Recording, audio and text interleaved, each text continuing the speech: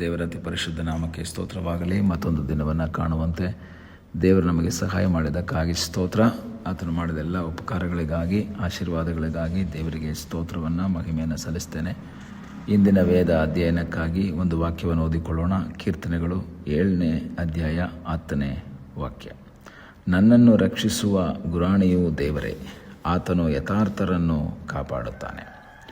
ಕೀರ್ತನೆಗಾರನಾದ ದಾವೀದನು ತನ್ನ ಜೀವಿತದ ಸಮಸ್ಯೆಯ ಮಧ್ಯದಲ್ಲಿ ದೇವರ ಸನ್ನಿಧಾನದಲ್ಲಿ ಆವೇಶದಿಂದ ಹಾಡುವಂತಹ ಒಂದು ಗೀತ ಈ ಒಂದು ಕೀರ್ತನೆ.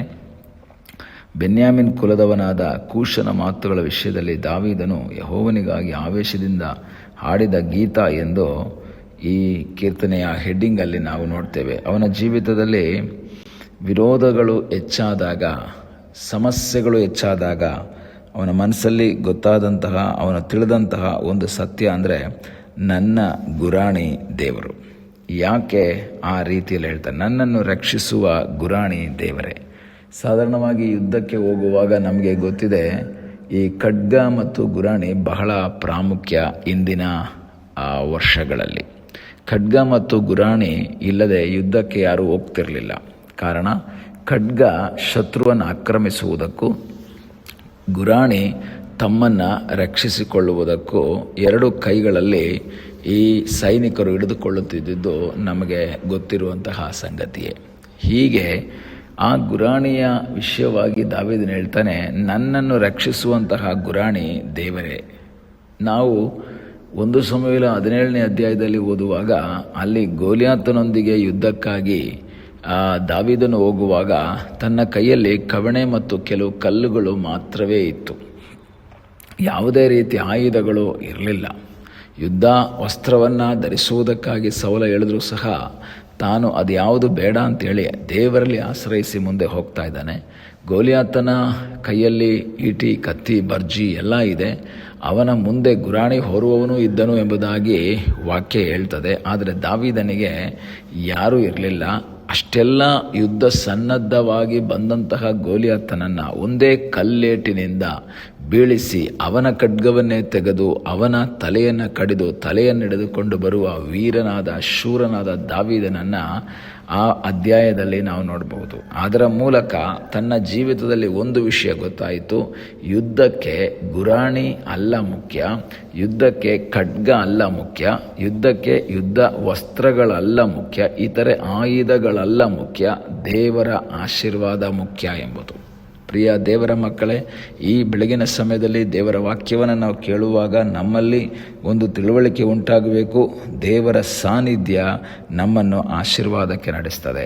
ಎಂಥ ದೊಡ್ಡ ಸಮಸ್ಯೆಗಳಿದ್ದರೂ, ಎಂಥ ದೊಡ್ಡ ವೇದನೆಗಳಿದ್ದರೂ, ಇಕ್ಕಟ್ಟುಗಳಿದ್ದರೂ ಅದರ ಮಧ್ಯದಲ್ಲಿಯೂ ಸಹ ಪರಿಹಾರ ಮಾಡುವುದಕ್ಕೆ ಶಕ್ತನಾದ ಒಬ್ಬ ದೇವರಿದ್ದಾನೆ ಎಂಬುದಾಗಿ ನಾವು ಆ ದೇವರಲ್ಲಿ ಆಶ್ರಯಿಸುವುದಾದರೆ ಆ ದೇವರು ನಮಗಾಗಿ ಅದ್ಭುತವನ್ನು ಮಾಡುವುದಕ್ಕೆ ಶಕ್ತನಾದ ದೇವರು. ಅಂಥ ಅನುಭವವುಳ್ಳಂತಹ ದಾವೀದನು ತನ್ನ ಮುಂದಿನ ಜೀವಿತದಲ್ಲಿ ಅನೇಕ ಸಮಸ್ಯೆಗಳು ಬರ್ತದೆ, ಅನೇಕ ವಿರೋಧಗಳು ಬರ್ತದೆ.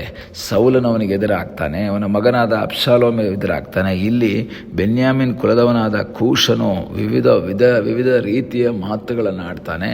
ಆ ಸಮಯದಲ್ಲಿ ದಾವೀದನಲ್ಲಿ ಒಂದು ಆವೇಶ ಬರ್ತದೆ. ಕಾರಣ, ಅವನಿಗೊಂದು ವಿಷಯ ಗೊತ್ತಾಯಿತು, ನನ್ನ ಕೈಯಲ್ಲಿ ಲಿಟ್ರಲ್ ಆದಂತಹ ಒಂದು ಗುರಾಣಿ ಇಲ್ಲದಿದ್ದರೂ ನನ್ನ ಜೊತೆಯಲ್ಲಿ ಇರುವಂತಹ ಗುರಾಣಿ ದೇವರೇ, ನನಗೆ ಸಹಾಯಕನಾಗಿ ನನ್ನ ಮುಂದೆ ನಿಂತಿರುವಂತಹ, ನನ್ನನ್ನು ರಕ್ಷಿಸುವುದಕ್ಕಾಗಿ ಗುರಾಣಿಯಾಗಿ ದೇವರು ನಿಂತಿದ್ದಾರೆ. ಕಾರಣ, ಗುರಾಣಿ ಎಂಬುದು ಮನುಷ್ಯರನ್ನು ತಮ್ಮನ್ನು ರಕ್ಷಿಸಿಕೊಳ್ಳುವುದಕ್ಕಾಗಿರುವಂತಹ ವಸ್ತು. ಆದರೆ ದಾವೀದನು ಹೇಳ್ತಾನೆ, ಆ ಗುರಾಣಿ ತಮ್ಮನ್ನು ರಕ್ಷಿಸ್ಕೊಳ್ಳೋಕ್ಕಾಗಲ್ಲ. ಎಷ್ಟೋ ಜನ ಖಡ್ಗ, ಗುರಾಣಿ ಇರುವಂತಹ ವ್ಯಕ್ತಿಗಳು, ಗೋಲಿಯಾತನು ಗುರಾಣಿಯೊಂದಿಗೆ ಬಂದಿದ್ದರೂ ಸಹ ಅವನಲ್ಲಿ ಸಾಯಬೇಕಾದ ಒಂದು ಸ್ಥಿತಿ ಆಯಿತು.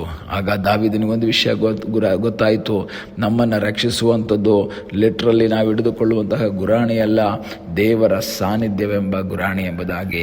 ಬೆಳಗ್ಗೆ ಕರ್ತನ ಸನ್ನಿಧಾನದಲ್ಲಿ ವಾಕ್ಯವನ್ನು ಕೇಳುವಂತಹ ದೇವರ ಮಗುವೆ, ನನ್ನನ್ನು ನಿಮ್ಮನ್ನು ರಕ್ಷಿಸುವಂತಹ ಗುರಾಣಿಯಾಗಿ ದೇವರಿದ್ದಾನೆ. ಆತನು ಯಥಾರ್ಥರನ್ನು ಕಾಪಾಡುತ್ತಾನೆ. ಅವನಿಗೊಂದು ವಿಷಯ ಗೊತ್ತಿತ್ತು, ನಾವು ದೇವರ ಸನ್ನಿಧಾನದಲ್ಲಿ ಯಥಾರ್ಥ ಮನಸ್ಸುಳ್ಳವರಾಗಿ, ಯಥಾರ್ಥ ಚಿತ್ತರಾಗಿ, ದೇವ ಚಿತ್ತಕ್ಕೆ ವಿಧೇಯರಾಗಿ ಜೀವಿಸುವಂತಹ ಸಮಯದಲ್ಲಿ ನಮ್ಮನ್ನು ರಕ್ಷಿಸುವ, ನಮಗೆ ಸಹಾಯ ಮಾಡುವ ಸರ್ವಶಕ್ತನಾದ ಒಬ್ಬ ದೇವರಿದ್ದಾನೆ. ಆ ದೇವರಲ್ಲಿ ನಾವು ಆಶ್ರಯಿಸುವಾಗ, ಆ ದೇವರ ಮುಖವನ್ನು ನಾವು ನೋಡುವಾಗ ನಮ್ಮನ್ನು ರಕ್ಷಿಸುವಂತಹ ಒಬ್ಬ ದೇವರಿದ್ದಾನೆ. ನಮ್ಮ ಜೀವಿತದಲ್ಲಿ ಶತ್ರುಗಳ ಆಕ್ರಮಣದಿಂದ ಸೈತಾನ ನಮಗೆ ವಿರುದ್ಧವಾಗಿ ಅನೇಕ ರೀತಿಯ ತಂತ್ರಗಳನ್ನು ಎಳೆಯುವಾಗ, ಬಲೆಗಳನ್ನು ಹಾಸುವಾಗ ನಮ್ಮನ್ನು ರಕ್ಷಿಸುವಂತಹ ಗುರಾಣಿಯಾಗಿ ನಮ್ಮ ಸಂಗಡ ಇರುವಂತಹ ಸರ್ವಶಕ್ತನಾದ ಒಬ್ಬ ದೇವರಿದ್ದಾನೆ. ಆ ಕರ್ತನಲ್ಲಿ ಆಶ್ರಯಿಸೋಣ, ಆ ಕರ್ತನ ಮುಖವನ್ನು ನೋಡೋಣ.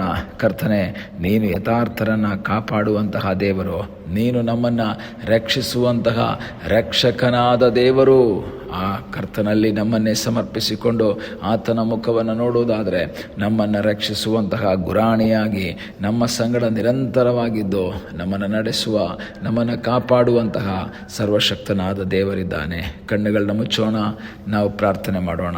ನಮ್ಮನ್ನು ಬಹಳವಾಗಿ ಪ್ರೀತಿ ಮಾಡುವ ಪರಲೋಕದ ತಂದೆಯಾದ ದೇವರೇ, ಈ ಸಮಯಕ್ಕಾಗಿ ಸ್ತೋತ್ರ. ಈ ಸಮಯದಲ್ಲಿ ಮತ್ತೊಂದು ಆವರ್ತಿ ನಿನ್ನ ಸನ್ನಿಧಾನದಲ್ಲಿ ನಮ್ಮನ್ನೇ ನಾವು ಸಮರ್ಪಿಸಿಕೊಡ್ತೇವೆ. ಅಪ್ಪ, ನಮ್ಮ ಜೀವಿತದಲ್ಲಿ ಎಷ್ಟೋ ಸಮಸ್ಯೆಗಳು ಬಂದಾಗ ನಮ್ಮನ್ನು ರಕ್ಷಿಸಿದಂತಹ ದೇವರು ನೀನು ನಮ್ಮ ಸಂಗಡ ಇರುವುದಕ್ಕಾಗಿ ಸ್ತೋತ್ರ. ನಮ್ಮ ಕೈ ಹಿಡಿದದ್ದಕ್ಕಾಗಿ ಸ್ತೋತ್ರ. ನಮ್ಮನ್ನು ಕಾಪಾಡಿದ್ದಕ್ಕಾಗಿ ಸ್ತೋತ್ರ. ಮುಂದೆಯೂ ನಮ್ಮನ್ನು ರಕ್ಷಿಸುವುದಕ್ಕೆ ಶಕ್ತನಾದ ದೇವರು ನೀನಾಗಿರುವುದಕ್ಕಾಗಿ ನಿನಗೆ ಸ್ತೋತ್ರ. ನಮ್ಮನ್ನು ನಿನ್ನ ಪಾದಗಳಿಗೆ ಒಪ್ಪಿಸಿಕೊಡ್ತೇವೆ. ಪ್ರಾರ್ಥನೆಯನ್ನು ಕೇಳಿದ್ದಕ್ಕಾಗಿ ನಿನಗೆ ಸ್ತೋತ್ರ. ಯೇಸುವಿನ ಮುದ್ದಾದ ಹೆಸರಿನಲ್ಲಿ ಬೇಡಿಕೊಳ್ಳುತ್ತೇವೆ ನಮ್ಮ ಪ್ರೀತಿಯ ತಂದೆಯೇ. ಆಮೇನ್. God bless you.